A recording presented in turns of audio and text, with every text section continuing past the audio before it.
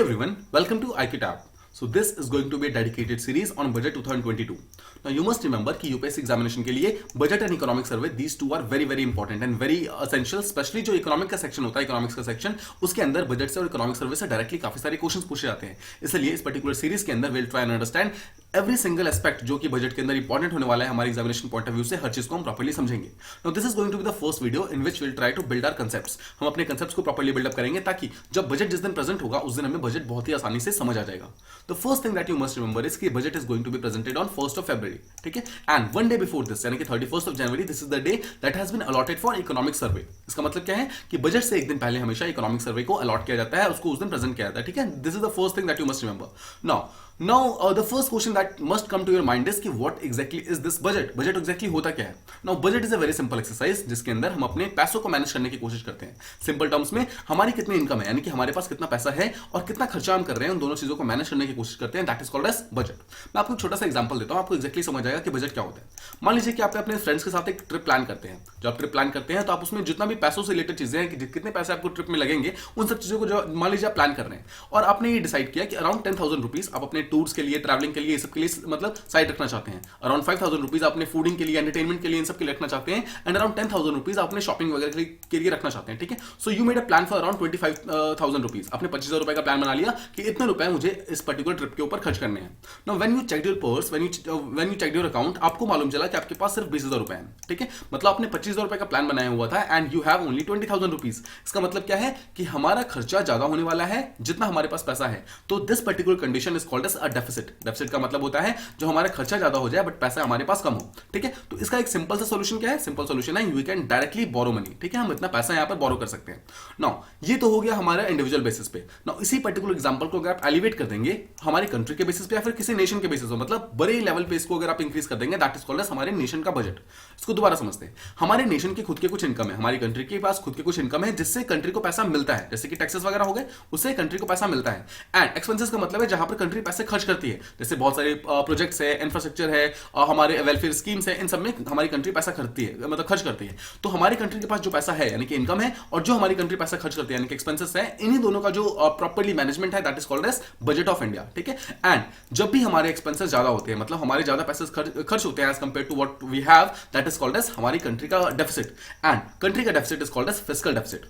Now why fiscal? Fiscal word has been taken from a word that is fisk. Fisk का मतलब होता है government treasury, मतलब हमारी गवर्नमेंट ट्रेजरी का कितना डेफिसिट चल रहा है, that is called as our fiscal deficit. And का सीधा सा मतलब है कि हम ज्यादा पैसे खर्च कर रहे हैं एज कंपेयर टू जितना पैसा हमारे पास है. तो आई होप आपको पहला कंसेप्ट एक्जेक्टली समझ आ गया होगा. नाउ देखिए, fiscal deficit is not a good thing to have because हमारे पास जितना पैसा है हम उससे ज्यादा पैसा खर्च करना स्टार्ट करते हैं, मतलब हम उधार लेना स्टार्ट करते हैं, वी स्टार्ट बोरोइंग मनी. ठीक है, नाउ देखिए, fiscal deficit is always expressed in the percentage of GDP. हमेशा इसको जीडीपी के परसेंटेज में एक्सप्रेस किया जाता है.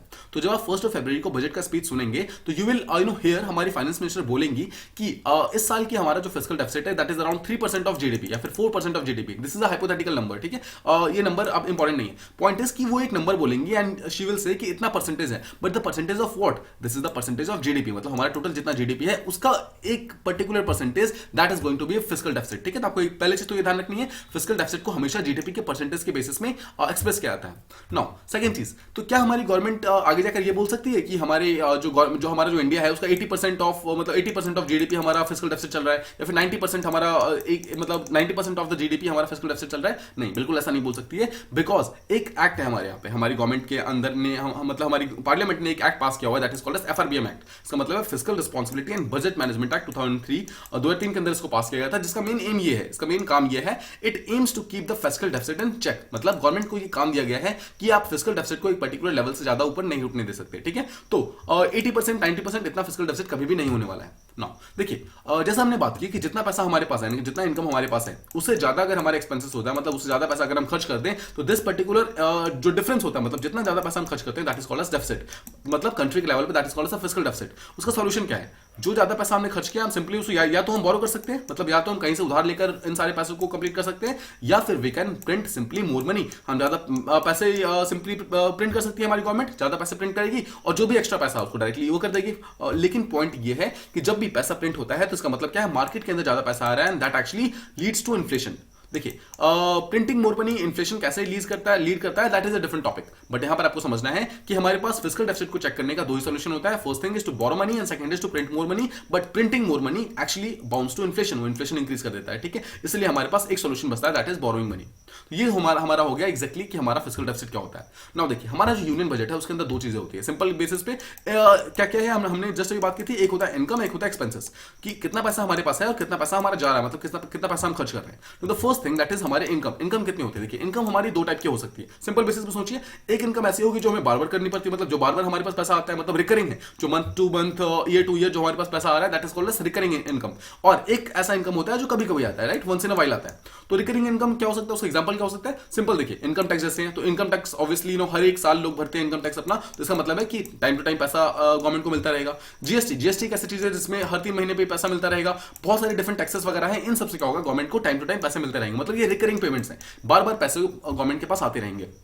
नो कुछ लेकिन ऐसे होते हैं जो कि वंस इन अ वाइल होते हैं, जैसे कि मान लीजिए एक पर्टिकुलर कोई चीज है, कोई एक स्पेक्ट्रम है, उस पर्टिकुलर स्पेक्ट्रम को मान लीजिए गवर्नमेंट बेचती है. जैसे मान लीजिए 5G का स्पेक्ट्रम है, ठीक है, उसको गवर्नमेंट रिसेंटली बेच रही है. जब गवर्नमेंट बेचती है तो मान लीजिए उसको 10,000 करोड़ में बेचती है, तो 10,000 करोड़ यहाँ पर गवर्नमेंट के पास आ गए, राइट. और फिर मान लीजिए जैसे रिसेंटली भी एयर इंडिया का डिसइन्वेस्टमेंट हुआ है, राइट, एयर इंडिया को बेच दिया गया है. टाटाज ने अराउंड 18,000 करोड़ यहाँ पर गवर्नमेंट को पे किया. इसका मतलब क्या है 18,000 rupees is income of the government. तो देख रहे हैं कुछ ऐसे इनकम होती है जो बार बार होती है, जैसे टैक्सेस वगैरह मिलते हैं, टाइम टू टाइम मिलते रहते हैं. और कुछ ऐसे इनकम होती है जो कि कभी कभी होती है, जैसे कि स्पेक्ट्रम सेल किया था, डिसइन्वेस्टमेंट किया एयर इंडिया का, तो इन सब में एक ही बार में पैसा मिलेगा, बट कभी कभी मिलता है, ये हमेशा पैसा नहीं मिलता है. तो ये तो हमारे हो गए कि इनकम, एक्जैक्टली गवर्नमेंट को पैसा कहां से मिलेगा. सेकंड चीज है कि हमारा गवर्नमेंट का एक्सपेंसेस कहां होती है. देखिए इसको समझिए फिर से.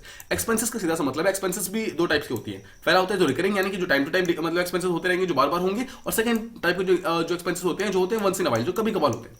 तो जो रिकरिंग एक्सपेंसेस होते हैं, जो बार बार होते हैं, जैसे मान लीजिए कोई गवर्नमेंट एम्प्लॉयज है, बहुत सारे ऐसे लोग हैं जो गवर्नमेंट के लिए काम करते हैं, तो उनको मंथ टू मंथ सैलरी देनी होती है. जो रिटायर्ड लोग हैं उनको पेंशन पे करना पड़ता है. इसका मतलब क्या है, time to time automatically government के अकाउंट से पैसा कम होता रहता है, मतलब रिड्यूस होता रहता है. सेकंड चीज, मान लीजिए गवर्नमेंट एक पर्टिकुलर चीज के लिए सब्सिडी प्रोवाइड करती है, मतलब फर्टिलाइजर के लिए मतलब प्रोवाइड करती है, किसी और चीज के लिए प्रोवाइड करती है, इलेक्ट्रॉनिक्स के लिए, जिस चीज के लिए भी करती है उसके लिए गवर्नमेंट को सब्सिडी पे करना है. इसका मतलब है गवर्नमेंट का पैसा यहां से भी धीरे धीरे रिड्यूस होता रहता है. तो ये सब वैसी मतलब पैसे हो गए जो कि गवर्नमेंट का टाइम टू टाइम पैसा ऑटोमेटिकली मतलब होता रहता है, खर्च होता रहता है. ठीक है, मतलब गवर्नमेंट का पैसा यहाँ पर धीरे धीरे कम होता रहता है.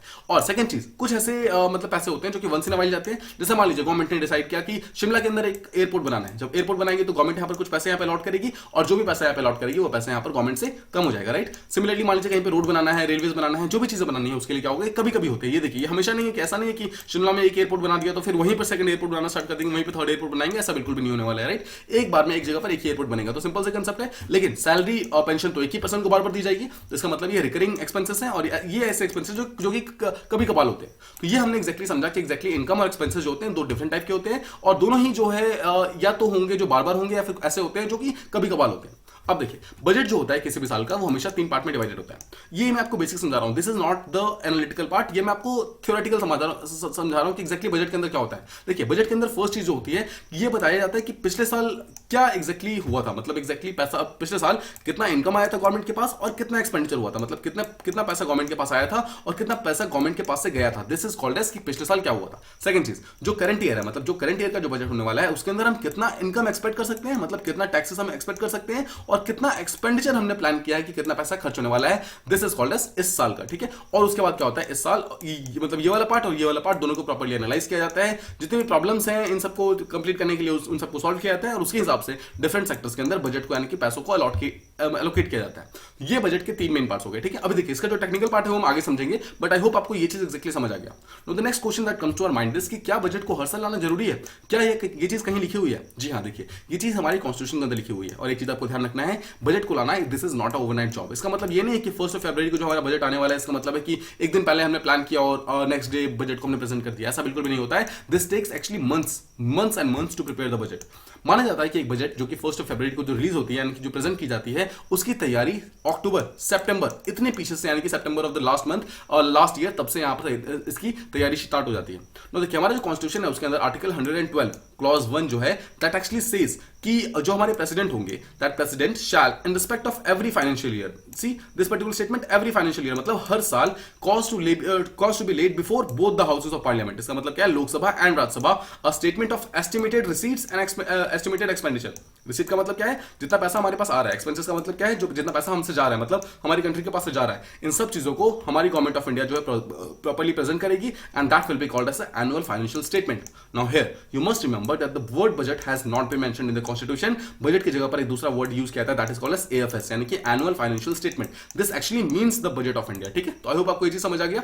नाउ हर एक बार जो हमारा बजट आने वाला होता है, जब हमारा बजट सब कुछ रेडी हो जाता है, जब बजट की प्रिंटिंग स्टार्ट होती है ना, तो प्रिंटिंग से जस्ट पहले जो हमारी फाइनेंस मिनिस्टर होती है, she starts this particular event with a halwa ceremony.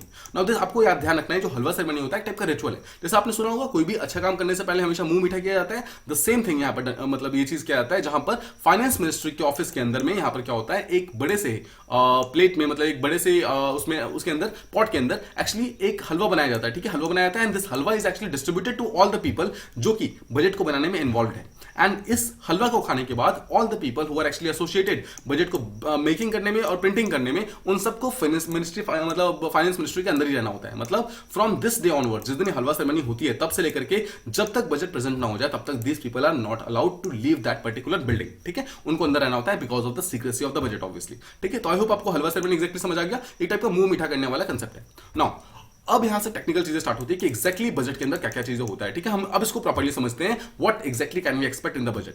Now जो हमारा अभी का बजट आने वाला है, यानी कि this budget will be of 2022 and 2023। कैसे, देखिए अभी हमारा 2022 चल रहा है, हमारा जो न्यू फाइनेंशियल ईयर स्टार्ट होगा, that will start on 1st of April। ठीक है, सबसे पहले आपको ध्यान रखना है, and it will and on 31st of March 2023। तो 2022 के अंदर 1st of April को हमारा ये स्टार्ट होने वाला है financial year, and it will and in 2023 31st of March। इसका मतलब क्या है, जो हमारा फाइनेंशियल ईयर है that will be called as 2022 से लेकर के 2023।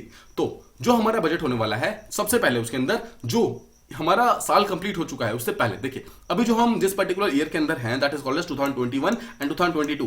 बट इससे भी पहले वाला, यानी कि जो अराउंड 2 साल पहले का जो बजट है, जो बजट था, जो भी ईयर था, उस पर्टिकुलर ईयर का एक्चुअल इनकम कितना था। ठीक है, मतलब आप समझ रहे हैं, 2 साल पहले का एग्जैक्टली कितना इनकम था, मतलब कितना पैसा हमारे पास आया था और कितना एक्सपेंडिचर था, ये सारी की सारी चीजें इस बजट के अंदर प्रेजेंट की जाएंगी।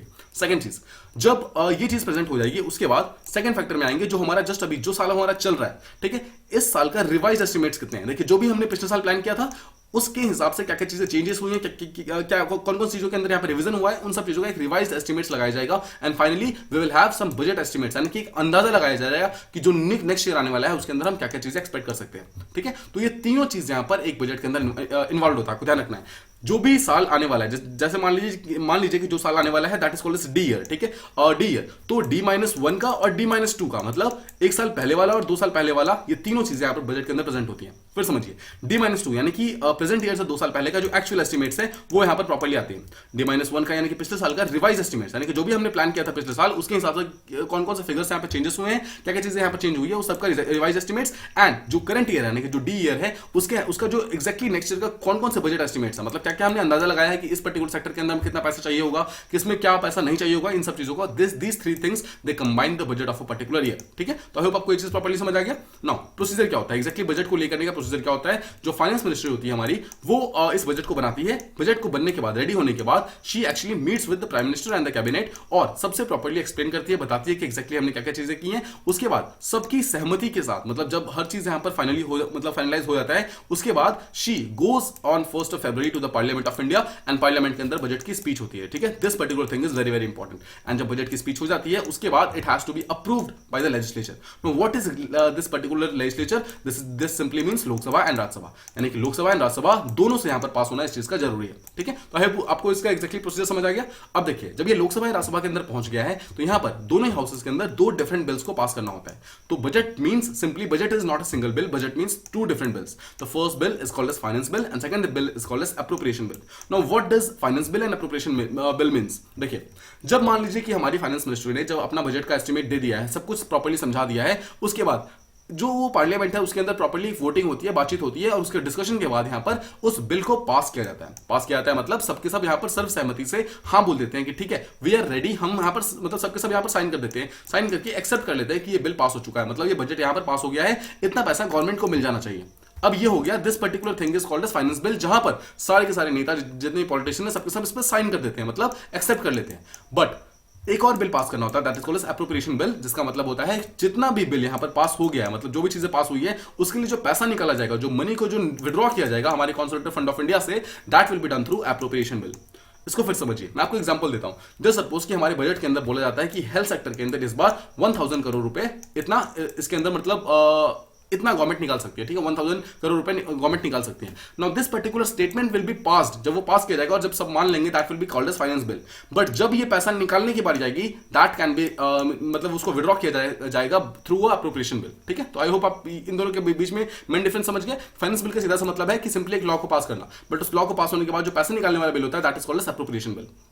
नाउ एक यहां पर बहुत ही इंपॉर्टेंट एक डेफिनेशन है, दैट इज कॉल्ड एज कि पार्लियामेंट, देखिए पार्लियामेंट फाइनेंस बिल के अंदर कोई भी चेंजेस करवा सकता है, मतलब डिस्कशन के बाद जो भी चेंजेस होंगे यहां पर फाइनेंस बिल के अंदर हो सकती है, बट एप्रोप्रिएशन बिल के अंदर यहां पर कोई भी चेंजेस नहीं होंगी, बिकॉज ऑटोमेटिकली, देखिए ऑब्वियस सी बात है, फाइनेंस बिल जो है सिंपली लॉ के बारे में बात करता है, बट एप्रोप्रिएशन बिल यहां पर पैसों के बारे में बात करता है। मान लीजिए कि फाइनेंस बिल के अंदर यहां पर बोला गया है कि एक पर्टिकुलर सेक्टर के अंदर 500 रुपए देने, एग्जांपल ले रहा हूं आपको, हाइपोथेटिकल सिचुएशन, सिंपल वर्ड, 500 रुपए देने हैं, ठीक है। अब गवर्नमेंट चाहे तो इसको चेंज कर सकती है, गवर्नमेंट इसको 500 का 400 करवा सकती है यहीं पर, ठीक है, यहीं पर जब यहां पर डिस्कशन वगैरह होगा, यहीं पर चेंज करके इसको 500 को 400 करवा सकते हैं। बट एक बार अगर यहां पर 500 फाइनल हो गया, मतलब एक बार अगर डिसाइड हो गया कि एक हेल्थ सेक्टर के लिए 500 रुपए दिए जाएंगे, उसके बाद इस पर्टिकुलर प्लेस पे इसको चेंजेस नहीं किए जा सकते हैं। 500 रुपए जो है इसको सिंपली आपको निकालना ही पड़ेगा, ठीक है। This is what actually it means, ठीक है। तो आई होप आप इस चीज को समझ गए कि जो पार्लियामेंट है जो भी चेंजेस करा सकती है वो फाइनेंस बिल पे करा सकती है, एप्रोप्रिएशन बिल के ऊपर यहां पर कोई भी चेंजेस नहीं हो सकते। नाउ इसका इंप्लीमेंटेशन फेज समझते हैं। इंप्लीमेंटेशन फेज का आपको सिंपल कंसेप्ट समझना है कि 1 फरवरी को बजट हमारा प्रेजेंट किया जाता है, but this is actually implemented from 1 April,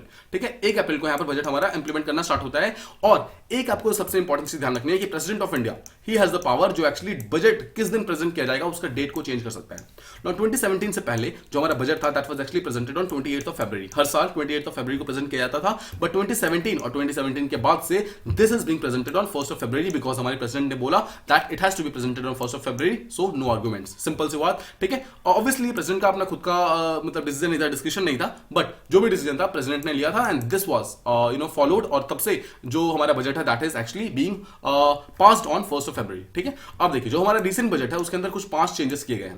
now this is not just in 2022, but पिछले कुछ सालों के अंदर हमारे बजट के अंदर क्या क्या चेंजेस किए गए हैं उसको हम समझते हैं। नो आपने पीछे हमने जस्ट अभी डिस्कस किया कि हलवा सेरेमनी होती थी हर एक बार, बट यहाँ पे हलवा सेरेमनी कैंसिल कर दिया गया इस साल के लिए, स्पेशली 2022 के लिए, बिकॉज कोविड-19 केसेस यहाँ पर लगातार इंक्रीज हो रहे हैं। और बहुत सारे आपने सुना होगा कि पार्लियामेंटेरियंस जो है, बहुत सारे एमपी जो हैं जो कि कोविड पॉजिटिव हो गए थे, इसी के कारण यहाँ पर हलवा सेरेमनी को कैंसिल कर दिया गया है। For the first time halwa ceremony cancel हो गया, इसके बदले में लड्डू यहाँ पर बांटे गए हैं, ठीक है। पहली चीज, पहला चेंजेस यहाँ पर सेकंड ये हुआ है। सेकंड चीज, इससे पहले क्या होता था, बजट जो था जैसा हमने बात की 28 फरवरी को हमेशा प्रेजेंट किया जाता था, but for the first time यहाँ पर मतलब 2017 के अंदर और तब से लेकर के 1 फरवरी से जो बजट है तब से उसको पास किया जाता है। थर्ड चीज, 1924 में जो एक्चुअली हमारा बजट आना स्टार्ट हुआ था, तब से लेकर के 2016 तक, 2016 से पहले यानी कि 2015 तक हमारे कंट्री के 2 डिफरेंट बजट्स हुआ करते थे। That first was the union budget and second was the railway budget. But 2016 के अंदर जो हमारी मोदी गवर्नमेंट थी उन्होंने दोनों को मर्ज कर दिया, एंड नाउ हमारा रेलवे बजट और यूनियन बजट दोनों साथ में पास किए जाते हैं। This is very important. Fourth चीज, देखिए इससे पहले क्या होता था,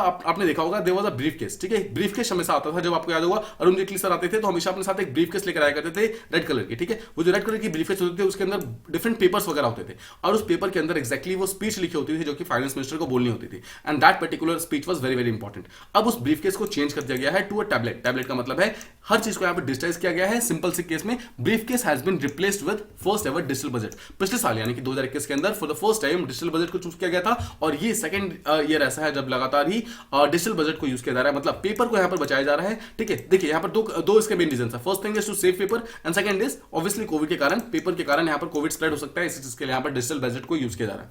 and for the final thing जो चेंज किया गया है वो ये है कि 2015 से पहले बजट के अंदर हमारा 5 ईयर प्लान डिसाइड होता था कि एग्जैक्टली अगले 5 साल के लिए क्या प्लान होने वाले हैं, बट जो हमारा पिछला जो 5 ईयर प्लान था वो 2012-2017 में खत्म हो गया, और तब से नीति मतलब दिस प्लानिंग कमीशन जो एक्चुअली ये लेकर आती थी हमारा 5 ईयर प्लान, उसको पूरी तरीके से हटा दिया गया है, and new body that is called as Niti Aayog that has been made, और 5 year plan has been totally eliminated. तो ये 5 चीजें थी जो कि बजट के अंदर पिछले कुछ सालों के अंदर चेंज हुई है। आई होप आपको ये चीज प्रॉपर्ली समझ आ गई। Now this particular image properly. Now अगर आप ये चीज देखेंगे हमारे फाइनेंस मिनिस्टर के हाथ में, this thing under the red cover, this is actually a tablet, ठीक है, रेड कलर का टैबलेट यहाँ पर है, रेड कलर के इसको बॉक्स के अंदर रखा गया बिकॉज रेड कलर इज शगुन माना जाता है रेड कलर को, ठीक है, इसी चीज के लिए यहाँ पर रेड कलर को यूज किया जाता है। पहले भी हमेशा रेड कलर का ब्रीफकेस हुआ करता था। नाउ रेड कलर का यहाँ पे एनवेलप है जिसके अंदर टैबलेट रखा हुआ है, इसी के अंदर हमारी बजट की स्पीच होती है जिसको हमारी फाइनेंस मिनिस्टर बोल के पढ़कर सुनाती है एंड डिफरेंट चीजों को प्रेजेंट करती है, ठीक है, ये हमारा है मेन चीज। अब हमने बजट के बारे में जितनी भी डिटेल्स थी, फैक्चुअल चीजें, वो सब चीजें हम प्रॉपर्ली समझ ली। अब बजट के बारे में डिफरेंट कुछ टाइप्स होते हैं और क्या क्या बजट एग्जैक्टली बजट के अंदर क्या क्या होता है मुझे समझते हैं।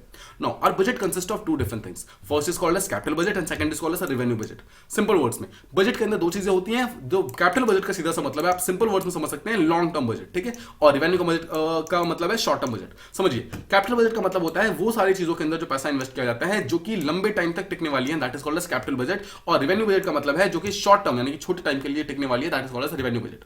नाउ कैपिटल बजट जो होता है वो दो पार्ट का होता है। देखिए, हम जैसा हमने स्टार्टिंग में बात की थी, बजट हमेशा दो पार्ट के होते हैं। बजट के अंदर एक होता है एक्सपेंसेस और एक होता है रिसीट्स। एक्सपेंसेस का मतलब कितना पैसा खर्च हो रहा है और रिसीट्स का मतलब है कितना पैसा आ रहा है। तो कैपिटल बजट के अंदर कैपिटल एक्सपेंसेस होता है और कैपिटल रिसीट्स होता है, मतलब लॉन्ग टर्म का कौन कौन से पैसे आने वाले हैं, मतलब कौन कौन से ऐसे पैसे हैं जो लगातार आते रहेंगे और मतलब लॉन्ग टर्म तक आते रहेंगे। एंड सेकंड चीज, कौन कौन से ऐसे पैसे हैं जो लॉन्ग टर्म तक मतलब हमारे जाते रहेंगे, मतलब ठीक है, रिसीट्स वगैरह मतलब होते रहेंगे, ठीक है। तो ये दो चीजें, एक्सपेंसेस का मतलब है पैसे कितने जाते रहेंगे, रिसीट्स का मतलब है कितने पैसे हमारे पास आते रहेंगे। सिमिलरली रेवेन्यू बजट जो होता है वो भी दो टाइप का होता है। First is called as revenue expenses, मतलब जो शॉर्ट टर्म में हमारे कितने एक्सपेंसेस जाएंगे, मतलब कितना पैसा हमारा खर्च होगा, और रेवेन्यू रिसीट का मतलब है शॉर्ट टर्म में हमारे पास कितना पैसा आएगा। नाउ बारी बारी से हम सबको प्रॉपर्ली समझते हैं। नाउ गवर्नमेंट के जो दो डिफरेंट टाइप के एक्सपेंसेस होते हैं, हम दोनों एक्सपेंसेस को एक साथ समझते हैं, दोनों रिसीट को एक साथ समझेंगे। First of all let's talk about कि एक्सपेंसेस कहां पे होते हैं, मतलब गवर्नमेंट का पैसा खर्च कहां पे होता है।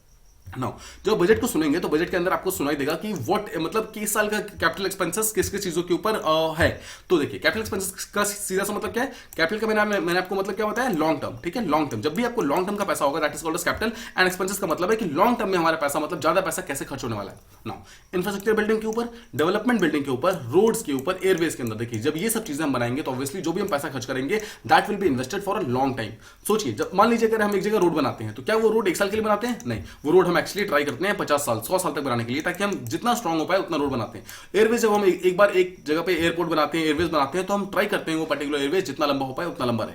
तो इसका मतलब क्या है, capital expenses are always longer and they are always rare. Rare का मतलब यहां पर है कि हर साल नहीं करना होता है, that they are done rarely, मतलब एक पर्टिकुलर जगह पर आपने रोड बना दिया, वहां पर दोबारा आपको रोड बनाने की जरूरत नहीं होगी।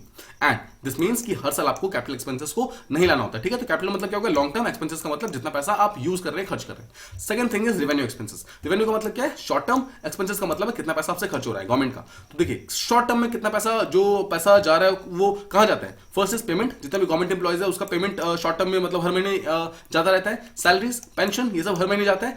These are called as recurring payments. Recurring payments का मतलब क्या है, जो टाइम टू टाइम हर बार जाते रहते हैं, और ये basically month to month basis पे, ईयर टू ईयर बेसिस पे, 6 मंथ बेसिस पे, इन सब के बेसिस पे पैसा यहाँ पर जाता रहता है। They are called as revenue expenses. तो आई होप आपको ये दो चीज समझ आ गई कि एक्जैक्टली पैसा खर्च कहां होता है। सेकंड चीज, एक्जैक्टली पैसा आता कहां पर गवर्नमेंट से। गवर्नमेंट के पास दो चीजें हैं, रिसीट यानी रिसीट का मतलब है कितना पैसा गवर्नमेंट के पास आ रहा है। वहां पे दो सोर्सेस है, एक है कैपिटल सोर्सेस, एक होता है रेवेन्यू सोर्सेस। कैपिटल का मतलब again long term sources, revenue का मतलब शॉर्ट टर्म सोर्सेस। तो सोचिए, लॉन्ग टर्म में गवर्नमेंट को कहां से पैसा मिलता है, मतलब जो बड़ा वाला पैसा मिलता है कहां से मिलता है। फर्स्ट चीज, सेल ऑफ स्पेक्ट्रम। मान लीजिए कि रिसेंटली जो 5G स्पेक्ट्रम को रिसेंटली गवर्नमेंट ने बेचा है, सोचिए एक बार में उसमें क्या होगा, 10,000 करोड़ रुपए मिलेंगे, मतलब इतना ज्यादा पैसा मिलेगा। 20,000 rupees, 20,000 crore rupees, 50,000 crore rupees, इतने सारे पैसे यहां पर एक बार मिलते हैं। सेकंड चीज, डिसइन्वेस्टमेंट ऑफ PSUs।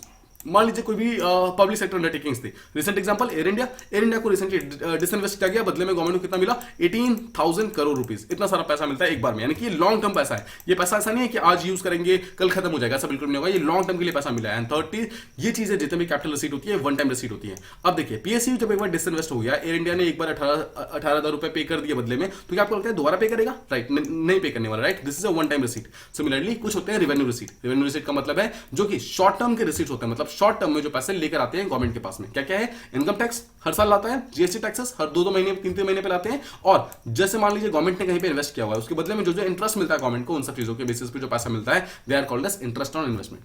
तो देखिए, ये था हमारा सारा का सारा बजट का ओवरव्यू। एक्जैक्टली हमने समझने की कोशिश की एक्जैक्टली बजट के अंदर आप क्या क्या एक्सपेक्ट कर सकते हैं, क्या क्या चीजें बजट के अंदर प्रेजेंट होती है, क्या क्या चीजें बजट के अंदर प्रेजेंट नहीं होती है। एक इंपॉर्टेंट चीज आती है, तो क्या इस बार जो बजट आने वाला है, क्या उसके अंदर GST के रेट्स चेंज होंगे।